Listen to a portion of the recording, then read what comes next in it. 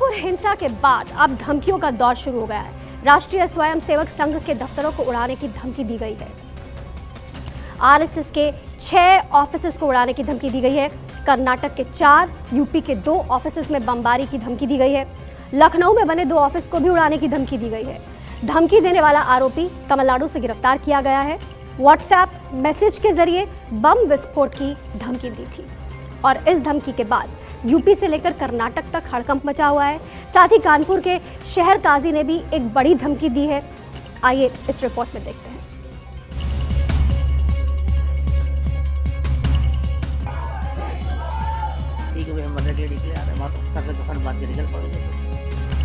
RSS office को उड़ाने की धमकी, शहर का माहौल बिगाड़ने की धमकी। ये 2 तस्वीर आपके सामने है। पहली तस्वीर व्हाट्सएप चैट का स्क्रीनशॉट है, जिसमें 1-2 नहीं बल्कि राष्ट्रीय स्वयंसेवक संघ यानी आरएसएस के दफ्तरों को बम से उड़ाने की धमकी दी गई है, जिसमें 1-2 बार नहीं बल्कि कई बार राष्ट्रीय स्वयंसेवक संघ यानी आरएसएस के दफ्तरों को बम से उड़ाने की धमकी दी गई है। वहीं दूसरी तस्वीर कानपुर के काजी हाजी अब्दुल कुद्दूस की है, जो कि शहर का माहौल बिगाड़ने की धमकी दे रही है। सबसे पहले व्हाट्सएप के इस स्क्रीनशॉट पर नजर दौड़ाइए।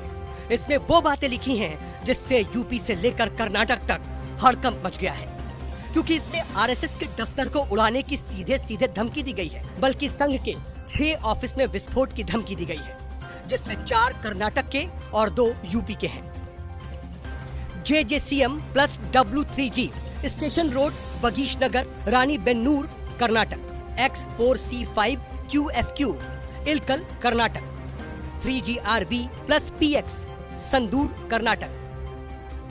PW3Q plus HC Machihalli, Karnataka. Saraswati Vidya Mandir sector Q, sector A, sector K Aliganj, Lucknow, Uttar Pradesh. V49R plus J8G Nawabganj, Uttar Pradesh. आपके 6 पार्टी कार्यालय पर बमबारी की गई। 8 बजे हो सके तो विस्फोट रोक ले। आरएसएस के ये वो 6 दफ्तर हैं जिनको उड़ाने की धमकी दी गई है। राजधानी लखनऊ में आरएसएस के 2 ऑफिस को लेकर धमकी दी गई है। आरएसएस के दफ्तरों को उड़ाने की ये धमकी भरे संदेश अल अंसार इमाम रजीउन मेहंदी नाम के एक व्हाट्सएप ग्रुप में शेयर किए गए थे। मैसेज के लिए 3 अलग-अलग भाषाओं का इस्तेमाल किया गया। हिंदी, अंग्रेजी और कन्नड़ भाषा में धमकी भरे मैसेज शेयर किए गए।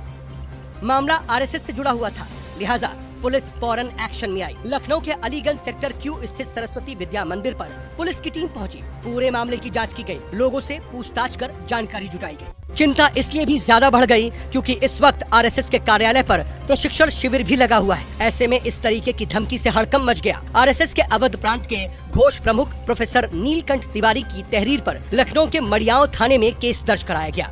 जिस नंबर से धमकी भरा मैसेज भेजा गया है, उस नंबर को साइबर सेल की मदद से खंगाला जा रहा है। हालांकि धमकी देने वाले आरोपी को गिरफ्तार कर लिया गया है। राज मोहम्मद नाम के एक आरोपी को तमिलनाडु पुलिस ने गिरफ्तार किया है। यूपी ATS की सूचना पर तमिलनाडु पुलिस ने राज मोहम्मद को पुदुकोद्दी जिले से गिरफ्तार किया है। 5 जून 2022 को थाना मड़ियाओं में नीलकंठ मणि नाम के आदमी ने एक कंप्लेन दी। उन्होंने ये बताया कि 5 जून को लगभग 2-2:30 बजे के टाइम था जब उनको व्हाट्सएप में एक इनविटेशन आया ग्रुप ज्वाइन करने का। जब उन्होंने उस ग्रुप को ज्वाइन किया तो उसमें कुछ मैसेजेस आए जिसमें ये लिखा था कि आरएसएस के कुछ ऑफिसेज हैं जिनको बम से उड़ाने की धमकी दी गई। एक तरफ जहां आरएसएस दफ्तरों को उड़ाने की धमकी दी गई, वहीं दूसरी तरफ कानपुर का माहौल बिगाड़ने को लेकर के भी धमकी दी गई। शहर काजी हाजी अब्दुल कुद्दूस ने पुलिस पर जवाबी कार्रवाई की चेतावनी देते हुए यहाँ तक कह दिया कि अगर बुलडोजर चलाने जैसी कार्रवाई की गई तो लोग कफन बांधकर मैदान में आएंगे। देखिए, वो नवैयत दूसरी थी, यहाँ की नवैयत शहर की दूसरी है। अगर इस तरह की कोई कदम उठाए गए तो फिर सब कफन बांध के लोग निकल भी आएंगे मैदान में। ज़्यादा दिन इंतजार नहीं कर पाएंगे। ज़्यादती की इंतहा, सब्र की इंतहा हो रही है। अगर मतलब होना है तो फिर ठीक है, वो हम कानून को तो तोड़ते नहीं, ना कानून को भी तोड़ा हमने, लेकिन ये तो हमें हक है कि ठीक है भाई, हम मरने के लिए निकले, आने वालों सब कफन बांध के निकल पड़ेंगे। 3 जून को कानपुर में भड़के दंगे मामले में यूपी पुलिस लगातार कार्रवाई कर रही है। 50 से ज्यादा उपद्रवी गिरफ्तार किए जा चुके हैं। 40 संदिग्ध दंगाइयों के पोस्टर शहर में चस्पा कर दिए गए हैं। कुछ और संदिग्ध दंगाइयों के पोस्टर भी चिपकाए जाएंगे। दंगाइयों के घर बुलडोजर चलाने के भी निर्देश दिए गए हैं। जहां से पत्थर फेंके गए उन घरों की पहचान भी कर ली गई है। माना जा रहा है कि अब उन घरों पर बुलडोजर चलाया जाएगा। कानपुर में यह हिंसा जिस बीजेपी नेता के बयान के बाद भड़की थी, उस पर भी शिकंजा कसना शुरू हो गया है। बीजेपी ने तो पहले ही पार्टी से उसे सस्पेंड कर दिया है। वहीं अब महाराष्ट्र पुलिस भी इसमें कार्रवाई तेज कर चुकी है। मुंबई के पायधुनी और ठाणे के मुंब्रा और अंबरनाथ थाने के साथ ही पुणे में भी बीजेपी नेता नुपुर शर्मा के खिलाफ मामला दर्ज किया गया है। मुंब्रा पुलिस ने नुपुर शर्मा को समन भी भेजा है। 22 जून को मुंब्रा पुलिस स्टेशन में हाजिर होकर बयान दर्ज करवाने के लिए कहा गया है। नुपुर शर्मा पर धार्मिक भावना भड़काने, सामाजिक सौहार्द बिगाड़ने का आरोप लगा है।